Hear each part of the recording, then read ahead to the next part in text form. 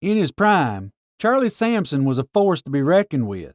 His agility, strength, and unmatched determination made him a dominant figure in bull riding. But what truly sets him apart is his status as the first African American cowboy to win a world championship in professional rodeo.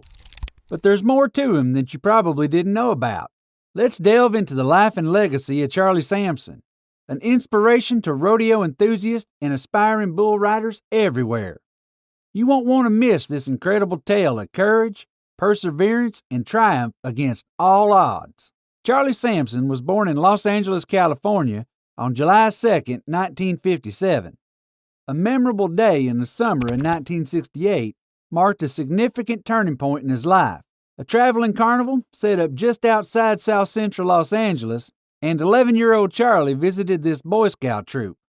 Among the attraction of monkeys, bears, and snakes, it was the pony ride that truly captivated him. I gave the man a quarter to ride ponies, went around 5 times, and that was the beginning of a lifestyle that I never dreamed of, he recalled.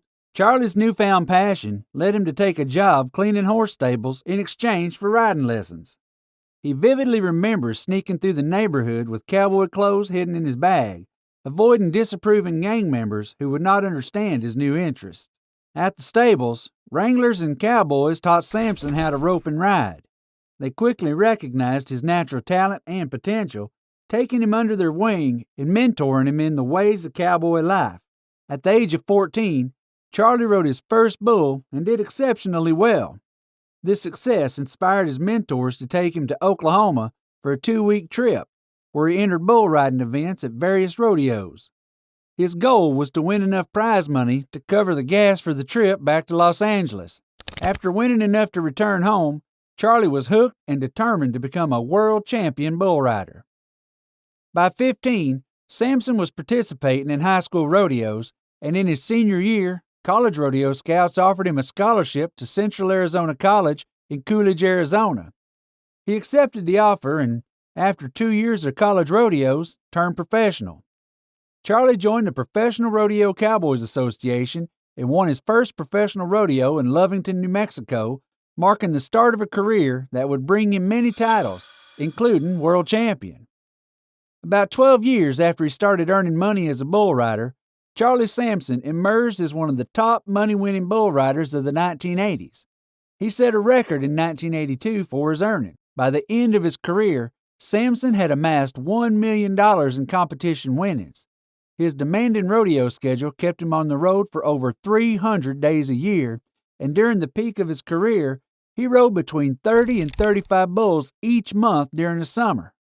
Despite standing only 5 foot 4 inches and weighing 134 pounds, Sampson earned the nickname Mighty Mite due to his formidable skills and exaggerated riding style. You see, we all find it hard to forget our first day at work, as a couple, or anything that gives us joy. For Charlie Sampson, his first unforgettable moment occurred in Tishomingo, Oklahoma in 1972, when he was just 14. He was known as Pee Wee back then. As he climbed up the fence for a better view, the owner remarked, "That one should be a good ride," without addressing anyone in particular. Pee Wee confidently responded, "That's my bull," despite being warned to get down before he got hurt. The bull, known only as number 102, was a formidable beast weighing 1,500 pounds with a bad temper, a black body, a white face, and enormous horns. Charlie's first ride was short-lived. The bull took 2 jumps out of the chute, and Pee Wee was quickly thrown off. At 14, standing 5 feet tall and weighing 98 pounds, he seemed even smaller when he hit the ground. But a decade later, that same kid would win the National Bull Riding Championship, becoming the first black cowboy to achieve this feat. "Every sport has its dangers and skills," Sampson explained.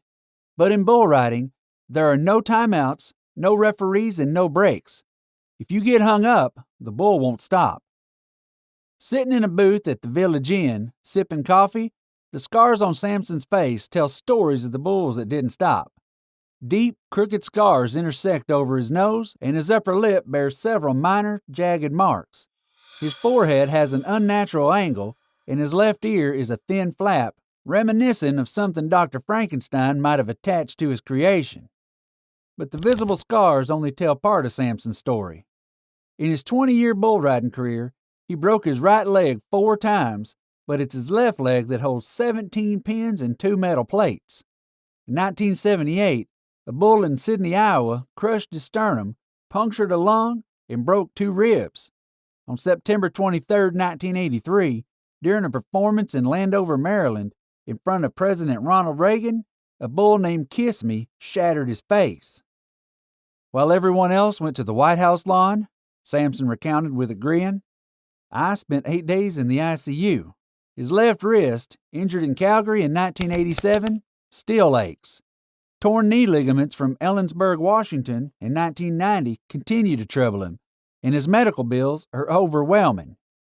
Despite all this, Charlie Sampson wouldn't change a thing about his life. He says that he never planned to be a bull rider. He grew up in Watts. He wasn't big enough for basketball or fast enough for football, but he came to love this sport. Once he developed the right attitude, strength, and the ability to react instantly, he knew that he could conquer the bull. One cannot outmuscle it, but deep down, he knew he had what it takes.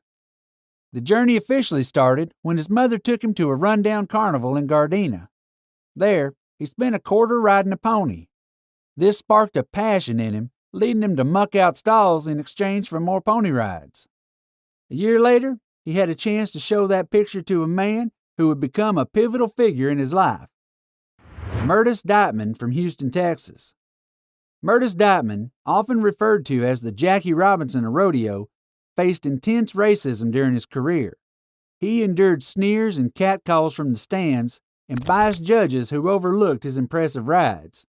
In the mid-1960s, a gateman in Mississippi even barred him from entering an arena, declaring, "They ain't no n***s in rodeo."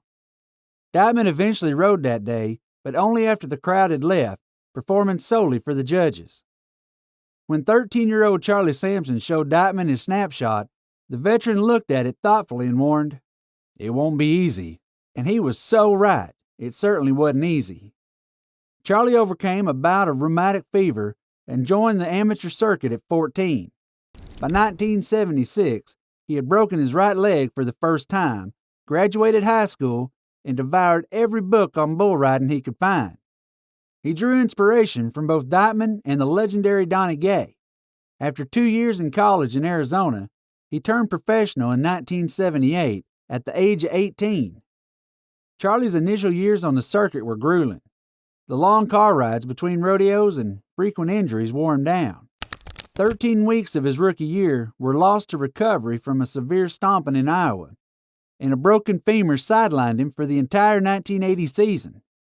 Determined to stay injury-free, he made it his goal in 1981, and for the first time, he qualified for the National Finals Rodeo in Oklahoma City. This set the stage for one of the most remarkable seasons in rodeo history. In 1982, Charlie Sampson participated in over 150 rodeos, winning the bull riding event at 50 or 60 of them. Bulls that wouldn't buck for other cowboys bucked for me. I was just on fire, he recalls.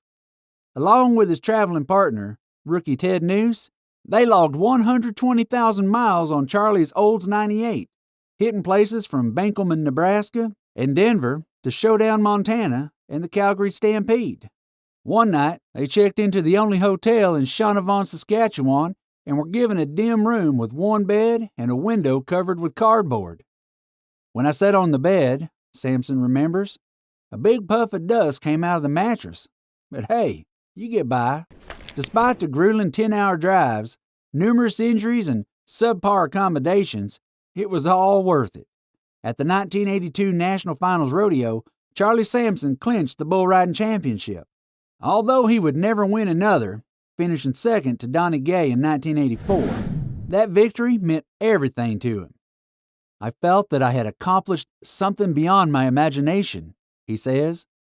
I had done it, the first black world champion. I felt like a great burden had been lifted from me. Charlie wasn't the only one celebrating.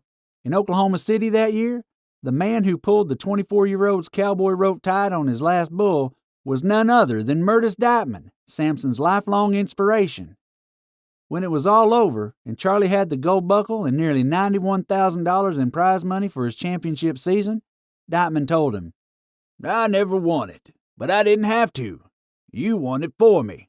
At that moment, all Sampson could think about was a boy proudly showing a man a snapshot of himself atop a steer. After achieving his historic win, Charlie Sampson faced a series of misfortunes. In 1983, he nearly lost his life in a trampling incident in Landover.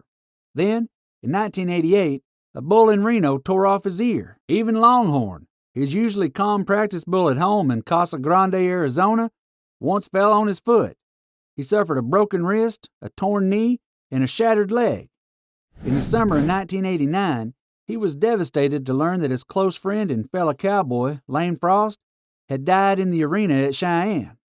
Charlie rode out on his horse and cried as he roamed the range. By 1993, people still recognized him when he walked into places like Chili's in Wichita Falls, Texas. They would whisper, "I think that's Charlie Sampson."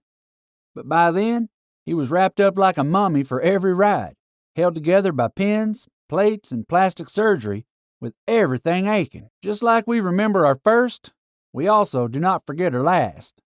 For Charlie, it was in Pocatello.